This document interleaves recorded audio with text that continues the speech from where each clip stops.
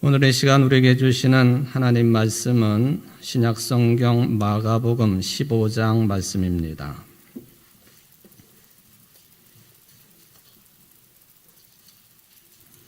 마가복음 15장 21절부터 32절까지 말씀을 봉독해 드리겠습니다.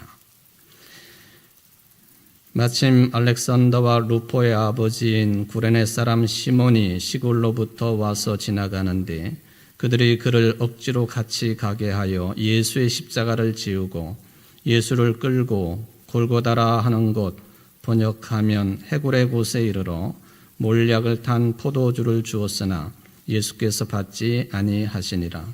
십자가에 못 박고 그 옷을 나눌세 누가 어느 것을 가질까 하여 제비를 뽑더라.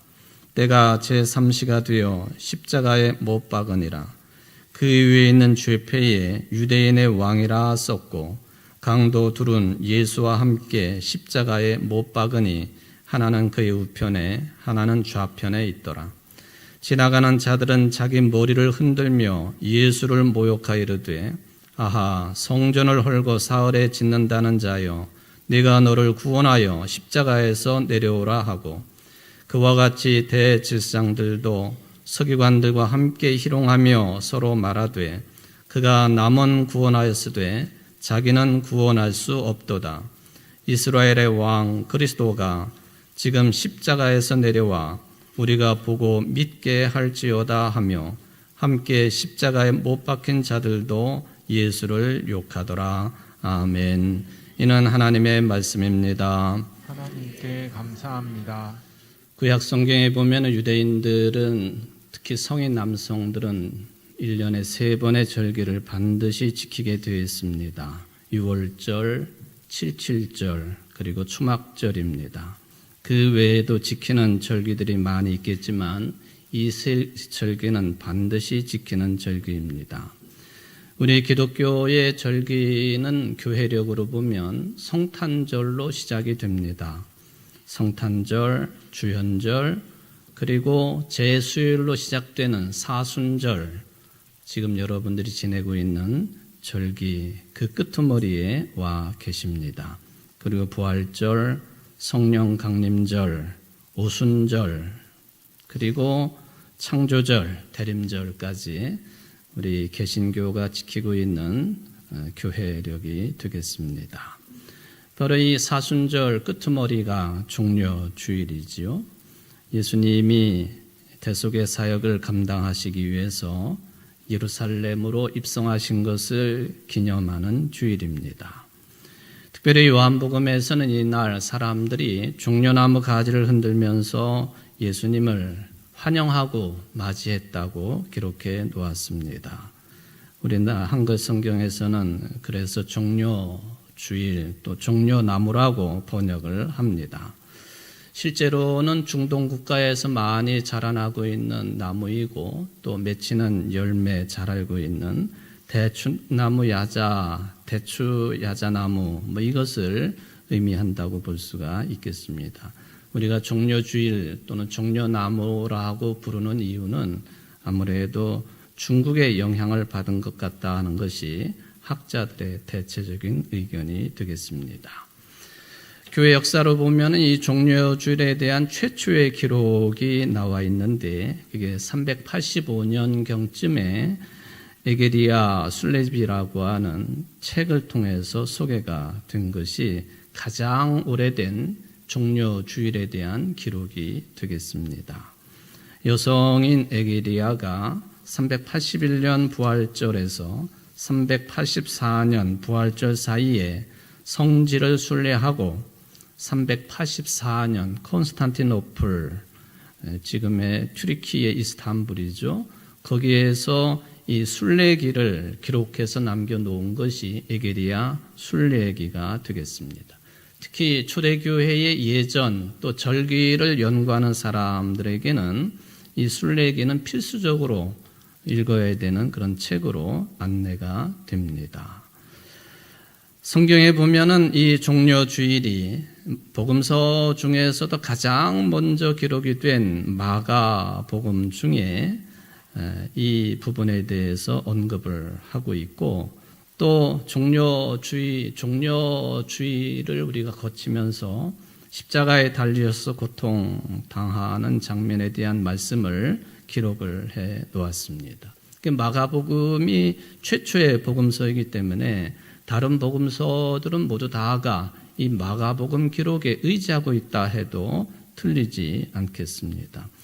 오늘 그래서 본문은 예수님이 십자가에 달리셔서 고통당하는 그런 장면인데, 저는 이 장면과 더불어서 앞에 나오는 내용들 그리고 뒤에 나오는 내용들 함께 생각을 해보고, 더불어서 요한복음 19장의 내용도 함께 생각을 해보려고 합니다. 옛날에 로마 제국 당시에 가장 잔인한 사형 제도가 있다고 한다면 두 가지 종류인데요. 하나는 동물에게, 맹수들에게 뜯어 먹히게 하는 방법. 콜로세움 같은 곳이 그런 장소였죠. 다른 하나가 바로 예수님이 지신 십자가 처형이었습니다.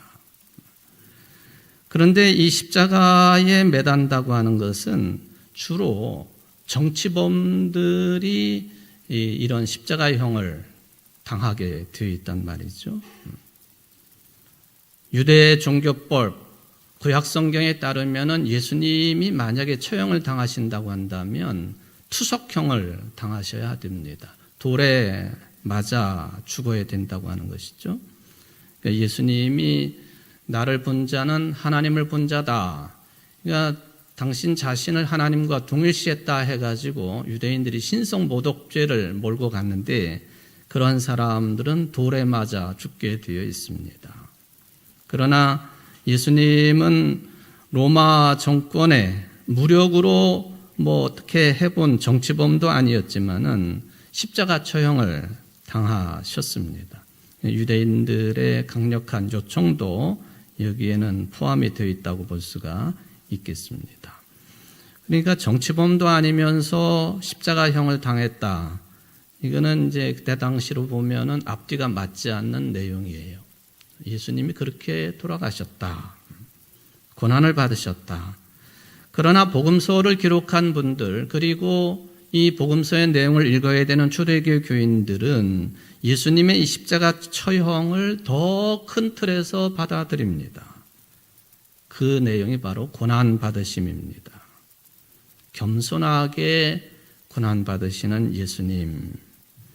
그러니까 십자가의 죽음은 이 고난이라고 하는 운명의 결과다라고 보는 것이 복음서의 입장이 되겠습니다. 그래서 복음서들을 읽어보면은 다른 내용들도 많이 나와 있지만은 예수님의 이 고난받으심에 대해서 아주 길게 또 자세하게 보도하고 있는 이유가 거기에 있습니다. 우리는 이것을 신학적으로는 고난전승이다 그렇게 부르기도 합니다. 바로 이 고난의 마지막이 십자가상에서의 죽음입니다. 오늘 설교 본문이 그 내용의 일부를 담고 있지요. 낮 12시가 되자 땅이 어두워지고 이 어둠이 오후 3시까지 계속됩니다. 그때는 유대인들은 안식일을 준비하기 위해서 예루살렘 성전에서 기도하는 시간입니다. 그 오후 3시쯤에 예수님께서 엘리 엘리 라마 사박다니 하고 외치셨습니다. 나의 하나님, 나의 하나님, 어찌하여 나를 버리셨습니까? 라는 뜻의 아람어입니다. 이게 마가복음 기록에 따르면 예수님의 십자가상에서의 마지막 말씀이었습니다.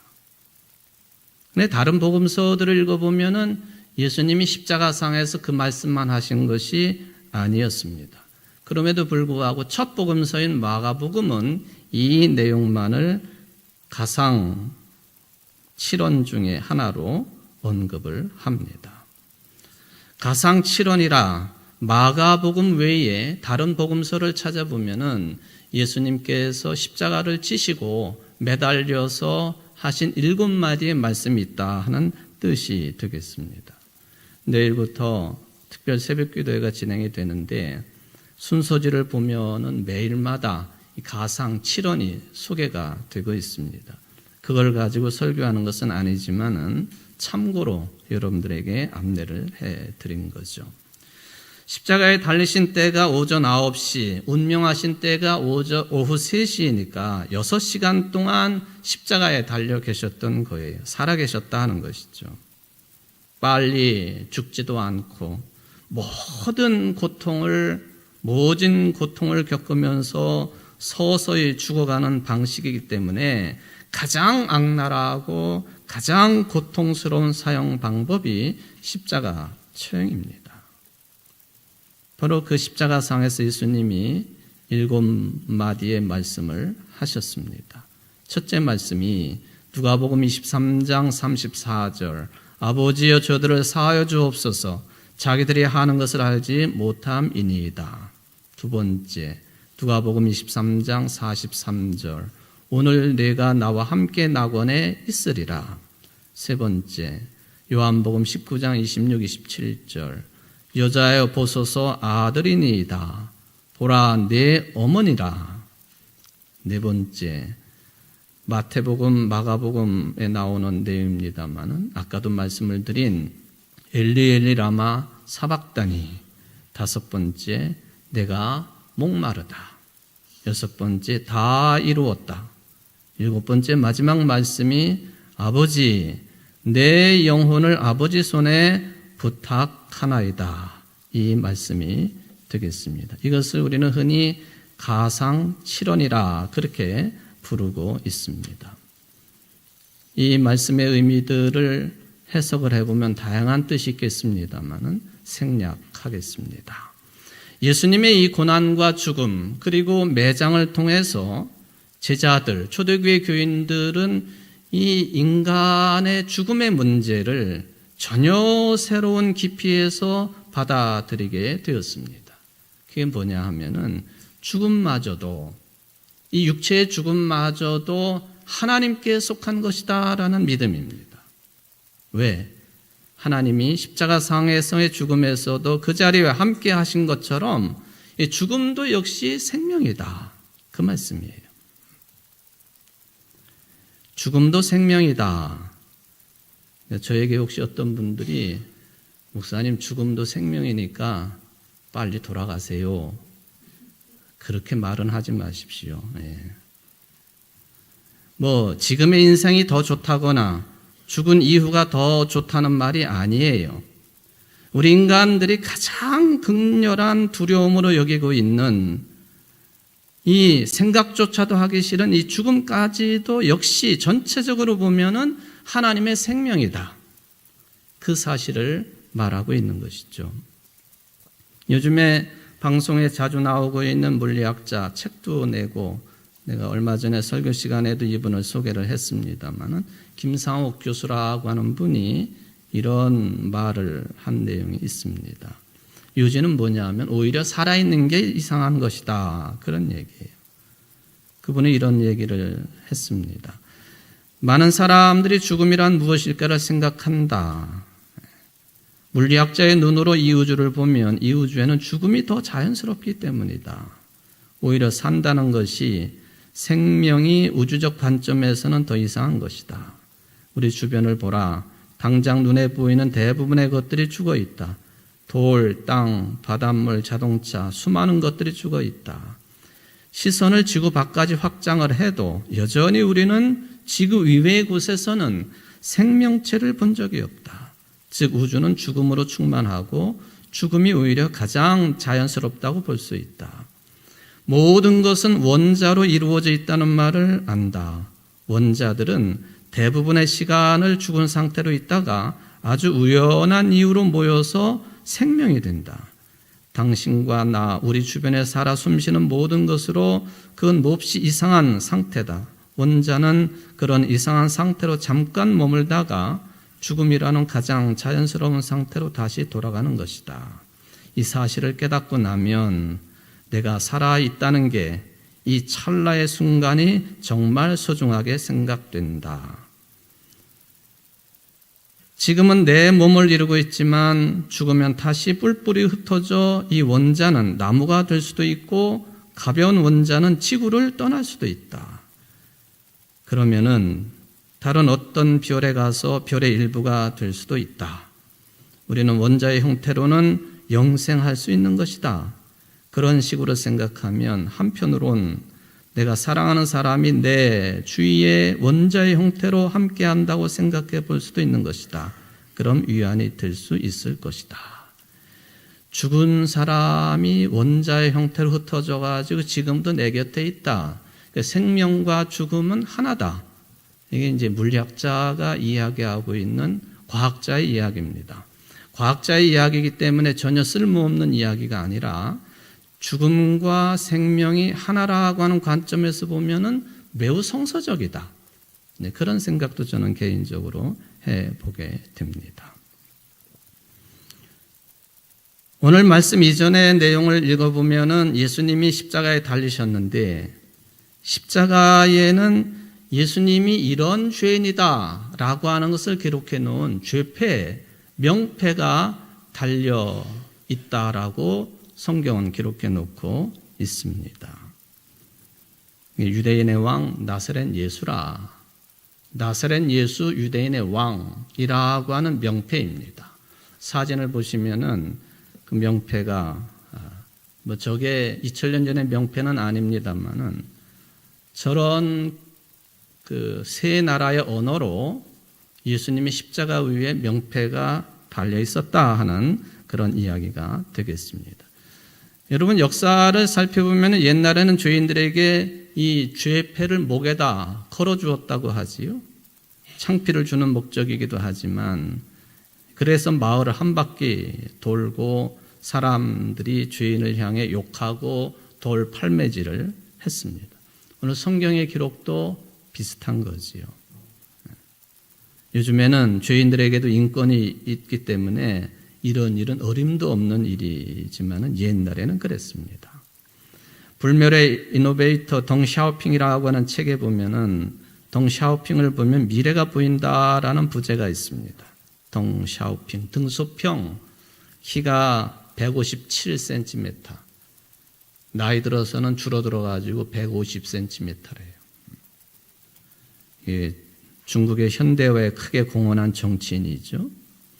그가 1969년 두 번째 실각을 하고는 트랙터 공장에서 직공으로 유배 생활을 합니다.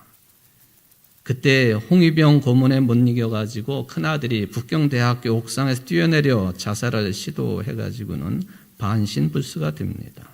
큰딸은 이 죄패를 목에 걸고 다녀야만 했습니다. 그래도 덩샤오핑은 제기를 했죠. 그래서 우리는 작은 거인이라 그렇게 부르죠. 중국의 문화혁명 당시 지식인들 혁명의 반동분자로 낙인이 찍혀가지고 이 죄패를 목에 걸고 다녔습니다. 모진 고통을 받았습니다. 이 사람은 죄인이다. 그것을 알리는 것이죠. 우리나라에서도 5.16 혁명 후 깡패들을 붙잡아가지고 나는 깡패입니다 하는 죄패를 목에 걸고 조리 돌림을 당한 적이 있습니다. 어느 나라나 이런 일이 있었다 하는 것이죠. 옛날 중국에서는 죄인들에게 이마에다가 먹물로 죄인임을 표시를 했는데 모든 사람들이 읽게 하고 보게 했습니다. 여기 이마에 먹물로 죄인임을 표시하는 것을 경친다. 그렇게 이야기를 하지요. 경친다. 우리가 경쳤다. 경친다. 이게 아주 굉장히 무서운 욕이에요. 그러니까 나쁜 욕이죠. 성경에 예수님께서 십자가에 달리셨을 때 그 위에 패가 있었다. 다 비슷한 현상으로 볼 수가 있겠습니다. 왜 이런 패를 붙여놓았을까? 다양한 해석이 있겠습니다만 우리는 지금의 해석에 따르면은 이 예수님의 십자가에 붙어있는 명패를 보고 예수님이 누구인가를 증명할 수 있다는 거예요. 나사렛 예수 유대인의 왕이라 빌라도가 써서 붙여놓은 명패의 내용입니다. 이거는 예수님을 조롱하기 위해서 붙인 패이죠. 그런데 놀랍게도 이것이 예수님을 증명하는 내용이 되었습니다. 예수님을 조롱하려고 했던 이 내용이 예수님을 증명하는 패가 되었다. 아이러니죠. 여기 나사렛 예수라고 하는 이 내용은요, 이게 나사렛이 당시 얼마나 무시받던 곳이냐, 갈릴리 시골 경멸받던 성읍이었습니다. 나사렛에서 무슨 선한 것이 나올 수 있느냐? 나다나엘이 그런 말을 하는데 나사렛이 그런 취급을 받던 곳인데 예수가 나사렛 사람이라 경멸의 내용이지요. 예수님 스스로도 그랬지만 예수님을 따르는 사람들을 모두 다가 나사렛과 관련되어서 호칭했다 하는 것은 유명한 내용이죠. 그리고 빌라도는 예수님을 유대인의 왕이라 써가지고 붙이게 했습니다. 이것도 역시 조롱의 말입니다. 그런데 조롱이 아니라 사실이었습니다. 예수님은 유대인의 왕일 뿐만 아니라 우리의 왕이시기 때문에 그렇죠. 오늘 두 번째 부른 찬송 2절에 보면은 주 십자가에 달릴 때 명패에 쓰인 대로 저 유대인의 왕이요 곧 우리 왕이시라. 조롱의 말이지만 사실이다 하는 것입니다. 뿐만 아니라 예수님의 이 십자가의 패는 역사적으로 예수님을 증명하는 결과가 되었습니다. 바로 그것이 세 나라 말로 이것이 기록되었다고 하는 사실입니다. 역사가들은 고대 역사가 세 줄기가 있다고 이야기를 합니다. 하나는 히브리 종교, 또 하나는 로마의 법과 정치, 다른 하나는 헬라 문화와 문학, 이것이 고대 세계 세 줄기의 흐름이다 하는 것이죠. 그러니까 히브리, 로마 또는 라틴어, 헬라만을 통하면 고대 역사는 통하게 되어 있는 거예요. 그러니까 예수님의 명패가 히브리 말로, 라틴어로, 헬라어로 기록이 되어 있다라고 하는 것은 예수님이 역사적인 존재라고 하는 증명입니다. 당시의 지중해 중심의 세계에서는 히브리 말, 로마, 라틴어, 헬라 말이면 다 통하는 거예요. 아마 그래서 그들은 이렇게 썼겠죠. 성경도 예수님의 이 십자가 사건을 역사적인 사건이라고 특히 누가복음은 기록을 합니다. 누가는 의사이기도 했지만 역사가였습니다. 그렇기 때문에 누가복음의 2편 사도행전은 교회 역사에 대한 기록입니다. 누가복음에 보면은 유대왕 헤롯 때에 또 그때의 가이사 아구스도가 명을 내려 천하로 다 호족하라 하였으니 또 디베르 황제가 통치한 지 15해 곧 본디오 빌라도가 유대의 총독으로 헤롯이 갈릴리의 분봉왕으로 그 동생 빌립이 이두레와 드라고니 지방의 분봉왕으로 루사니아가 아빌레네의 분봉왕으로 안나스와 가야바가 대제사장으로 있을 때 예수님의 공생애를 시작할 때부터 예수님이 죽으실 때까지, 부활하실 때까지 역사적으로 다 맥을 짚어주고 있는 책이 누가복음입니다. 그러니까 예수님에 대한 성경의 기록을 역사가들이 사실임을 증명해 놓고 있다 하는 것을 확인할 수가 있는 것이죠. 더군다나 명패가 히브리 말로 또 로마 말, 라틴 말로, 헬라 말로 기록되어서 예수님이 그리스도이신 사실을 역사적으로 증명하고 있다. 이 명패가 가지고 있는 아주 중요한 개념이 되겠습니다. 마가복음에 보면은 그 죄패에는 유대인의 왕이라 적혀 있었다라고만 기록을 하는데 이 내용을 요한복음은 아주 길게 설명을 해 놓았습니다. 요한복음 19장 19절로 22절에 보면은 빌라도는 또한 명패도 써서 십자가에 붙였다. 그 명패에는 유대인의 왕 나사렛 사람 예수라고 썼다. 예수께서 십자가에 달리신 곳은 도성에서 가까우므로 많은 유대 사람이 이 명패를 읽었다. 그것은 히브리 말과 로마 말과 그리스도 말로 적혀 있었다. 유대 사람들의 대제사장들이 빌라도에게 말하기를 유대인의 왕이라고 쓰지 말고 자칭 유대인의 왕이라고 쓰십시오 하였으나 빌라도는 나는 쓸 것을 썼다고 대답하였다. 세번역 성경 기록입니다. 유대인들이요, 그 유대인의 왕이라고 하지 말고 자칭 유대인의 왕이라고 써라 했지만은 빌라도가 아주 시크하게 나는 쓸 것을 썼다, 그렇게 답변을 합니다. 바로 나사렛 예수 유대인의 왕이라고 하는 제패입니다. 세계 언어로 기록이 되었다. 이 죄패를 읽는 사람들마다 동일한 범죄를 하지 않도록 본보기를 삼으려고 했다. 이것은 뻔한 사실입니다. 그렇지만은 빌라도는 표면적으로 이렇게 죄명을 패 기록을 했지만 하나님께서는 죄패에 쓰인 죄명을 통해서 놀라운 뜻을 발견하도록 하셨다.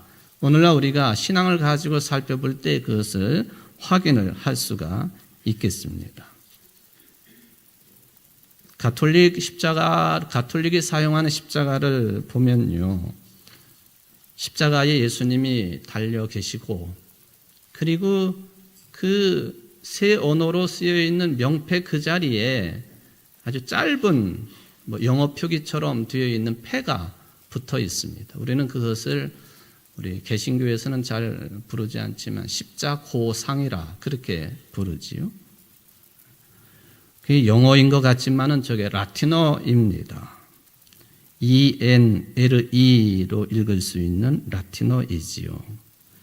나사렛 예수 유대인의 왕. 원래는 예수 나사렛 왕 유대인, 그렇게 기록이 된 거죠. 히브리 말로 읽어보면 예슈아 하나체리 베멜렉 하 예후딤, 또 헬라어로 읽어보면 예수스 호 나주라이오스 호 바실레우스 톤 유데온, 라틴어로 읽어보면 예수스 나자레누스 렉스 유데오룸. 바로 이 예수스 나자레누스 렉스 유데오룸, 여기 단어의 첫 글자들을 따가지고 붙여놓은 게 아까 저 패입니다. 그냥 영어식으로 읽어볼 수도 있겠지만 그건 유혹이 되겠습니다. 언어는 다르지만 다 똑같은 의미가 되겠는데요. 자, 이 라틴어 약어를 크게 바로 예수님이 나사렛 사람이고 유대인의 왕이다 하는 것을 라틴어의 첫 단어들 하나씩 떼가지고 저렇게 붙여놓았잖아요. 그런데 히브리어를 생각해보면 예슈아 하나체리 베멜렉 하 예후딤이라고 하는 이 내용을 마치 라틴어 첫 글자를 따가지고 저렇게 붙여놓는 것처럼 살펴보니까 어떻게 되느냐. 그게 자음으로 읽으면은 유드해, 바브해로 되어 있는데 이걸 모음을 붙여서 읽으면은 어떤 단어가 탄생하느냐 하면 여호와, 아도나이, 그게 나오는 거예요. 라틴어는 라틴어대로 저렇게 약어가 되지만은 이 맨 위에 있는 히브리어를 첫 글자들을 따가지고 그거를 자음을 붙여보니까 여호와였다, 아도나이였다, 그런 얘기예요. 여호와 하나님이시다. 빌라도는 이 생각을 하고서 그 죄패를 붙였겠어요? 그런데 놀랍게도 저 명패가 예수님이 누구이신지를 드러낼 뿐만 아니라 예수 그리스도의 생애와 십자가의 죽음이 역사적인 사실이다라는 것을 확인하게 해주는데 더 놀라운 것이 이 히브리어의 문장이다 하는 것입니다. 유대인들은 자신의 교리와 율법을 지키기 위해서 자신들의 신앙의 대상이신 하나님을 처형한 것이죠. 하나님께서는 이 빌라도의 손을 통해서 유대인들이 도대체 역사상 어떤 짓을 저지르느냐 하는 것을 이 명패를 통해서 기록으로 남겨 놓으신 거예요. 유대인들은요, 이 일을 하면서도 예수님을 죽이면서도 우리는 하나님을 위해서 일을 한다고 확신을 합니다. 나사렛 예수라고 하는 분란의 싹을 없애는 것이 하나님의 뜻이다 하는 것이죠. 이렇게 된 원인을 자기 자신들 속에서 찾지 않은 유대인들이죠. 나사렛 예수에게서 예수를 그 원인의 장본인으로 삼습니다. 하나님의 아들이라고 참칭한 나사렛 예수라고 하는 것이죠. 그래서 유대인들은 자기들 손으로 하나님을 처형하는 죄를 범하고 말았다. 그러니까 히틀러가 왜 그렇게 유대인들을 미워했을까? 그 저변에는 이런 사실이 들어있다. 유대인들을 극도로 미워했다는 것이죠. 20세기에 레오나르도 다빈치라고 불리우는 건축가가 있지요. 스페인의 안토니오 가우디라고 하는 사람입니다. 바르셀로나를 가면은 수많은 이 가우디의 작품들이 있는데 그 중에 가장 뛰어난 작품이 이 사그라다 파밀리아라고 하는 성가족 성당 아닙니까? 1882년부터 짓기 시작해가지고 지금도 짓고 있어요. 132년. 내후년 2026년 가면은 완공이 된다 하고 이야기를 하니까 그 이후에 가보면은 완공된 모습을 볼 수 있을지 모르겠습니다. 처음에는 개인 후원으로 건축을 시작했다가 그 다음부터는 이게 돈이 딸리니까 관람객들의 입장료를 받아가지고 지금도 그 건축을 하는 거예요. 여러분들이 많이 가시면 빨리 지어지고 안 가면은 늦게 지어지는 거예요. 그러니까 26년이 맞을 수도 있고 틀릴 수도 있다. 가우디가 40여 년간을 이 건축에 매달렸다가 완공을 보지 못하고 전차에 치여가지고 사망을 하지 않습니까? 미완성의 건축물이지만은 아주 위대한 성가족 성당이죠. 저렇게 사진으로 외형을 한쪽 면만 보고 찍은 건데 저것이 이제 주 출입구를 바라보고 찍은 사진입니다. 내부를 보시면요. 제가 특히 이제 스테인드 글라스를 통해서 비치는 빛을 주로 제가 찾았는데 제가 찍은 사진이 포함이 되어 있습니다. 천정을 쳐다보면 저런 빛이 비쳐요. 또 서쪽 해질 무렵의 서쪽 뭐 그런 제가 찍은 사진들이에요. 저게. 그런데 이 성가족 성당의 파사드라고 불리우는 출입구가 세 군데 있습니다. 동쪽에 하나, 반대편 서쪽, 그리고 남쪽. 그 방면마다 내용이 달라요. 조각의 내용들이. 동쪽은 탄생의 파사드라고 부릅니다. 예수 그리스도 탄생에 관련된 조각들이 다 들어있어요. 가우디가 이것은 완공하고 죽었습니다. 그래서 주 출입구 쪽, 탄생의 파사드 쪽은 많이 낡은 것처럼 보여요. 반면에 반대편 서쪽 파사드 예수 그리스도의 죽음에 관련된 내용은 아주 새 것처럼 보이기도 하지요.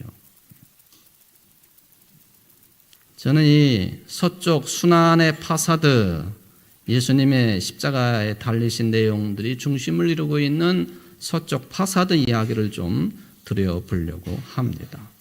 예수님의 십자가에 매달리신 그 장면이 이제 사진으로 보시면은 되어 있죠. 이게 전체 아니요 그 다음 이게 서쪽 파사드, 서쪽 출입구 위에 저렇게 예수님이 십자가에 달려 계시고 그 밑에는 전부 순환과 고난과 관련되어 있는 조각들이에요.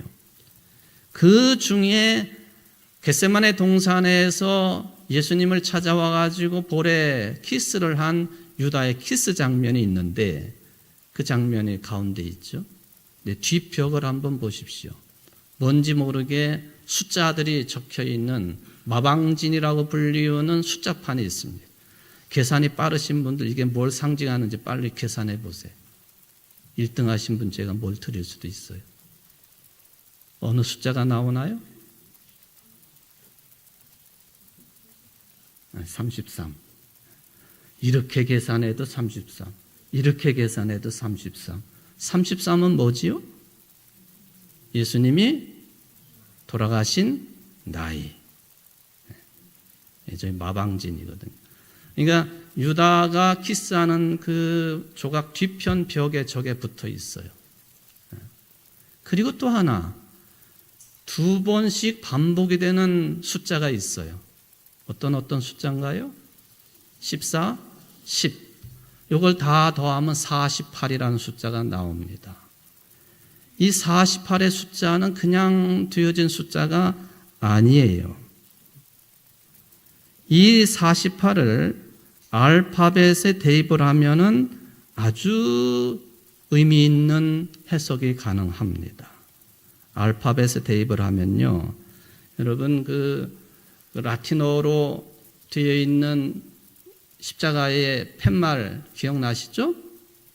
ENLE라고 하는 네 단어. 이게 E는 알파벳으로 하면 9고, N은 13이고, L은 17이고, E는 또 9고, 합 48. 그러니까 저 마방진이라고 하는 숫자의 조합은요, 예수님의 죽으심과 순환, 십자가, 명패, 그것과 관련이 있다는 것이죠. 33으로 다 계산이 되고 중복되는 두 숫자를 더하니까 48이요. 그것은 나사렛 사람 유대인의 왕 예수, 그것을 드러내고 있다. 그런 이야기입니다. 여러분, 빌라도는 사실은 아무 생각 없이 했다 할 수는 없겠지만은 이런 의미를 가지고 명패를 붙인 것은 아니지만은 하나님께서는 이 죄패에 쓰인 죄명을 통해서 놀라운 뜻을 우리들로 하여금 확인하게 하십니다. 십자가는 단순히 로마의 형틀이 아니라 하나님의 은혜를 드러내는 놀라운 능력이었다. 십자가를 바라보던 유대인들은 나무에 달려 율법의 저주를 끊으시는 하나님의 아들 예수 그리스도의 은혜를 확신할 수 있는 것이다. 이게 십자가에 달린 명패의 의미이고 해석이기도 합니다. 사랑하는 성도 여러분, 십자가는 죽음이지요. 우리들도 언젠가는 죽게 되어 있어요. 그게 두렵기도 합니다. 또 허무하기도 할 거예요. 그렇지만은 하나님의 아들 예수 그리스도께서 그 순간 우리의 죽음의 자리에 또 그 다음의 시간에 함께 하신다고 하는 것을 절대로 잊어서는 안 된다고 하는 겁니다. 그래서 예수 그리스도와 함께 죽고 예수 그리스도와 함께 산다고 하는 이 진리를 믿는 사람들은 허무와 두려움에서 벗어날 수 있기 때문에 우리의 이 인고의 인생을 그래서 인내로 그리스도 안에서 살아야 된다. 여러분들의 삶이 얼마나 고통스러우십니까? 죽음의 위협 앞에 떨고 있습니까? 인내하십시오. 살 때도 함께 하시지만 죽을 때도 함께 하시고 영원토록 임마누엘의 은총으로 함께 하시는 그리스도께서 여러분들과 함께 하십니다. 이 믿음이 충만한 한 주간 되시기를 주의 이름으로 축원을 드립니다.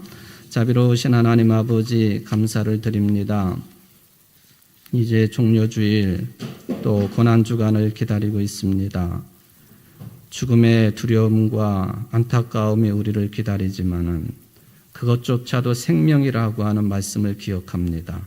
왜냐하면은 죽으나 사나 우리는 주의 것이고 어느 때나 주님이 함께 하시기 때문에 이 진리를 믿는 사람들에게는 죽음도 삶도 일치요 하나님의 역사 가운데 있는 생명의 역사라고 하는 것을 기억하며 신앙 고백하게 하시니 감사드립니다.